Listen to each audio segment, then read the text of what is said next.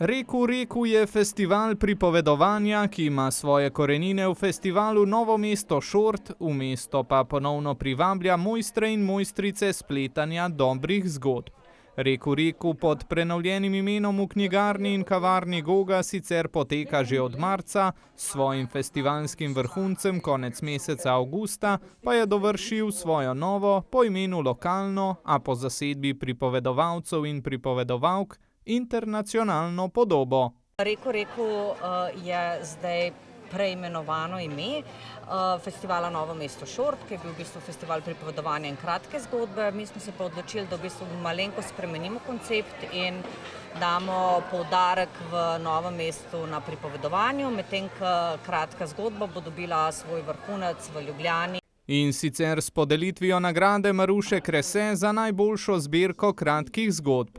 Tokrat je bil na vrsti prvi v sklopu 3 pripovedovalskih večerov, ko so se predstavili novomeški pripovedovalci zgodb.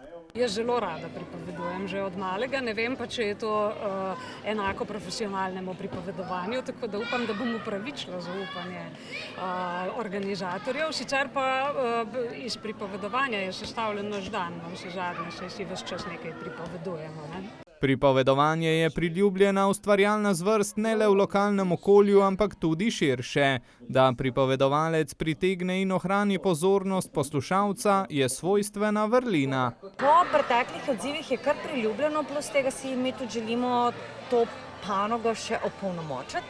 Tako da v bistvu smo si nekako zamislili, da bomo tudi, ne, to zdaj je kot nek vrhunac, ampak mi smo že med letom imeli pač 3 dogodke, Reku. Jaz mislim, da je ideja odlična.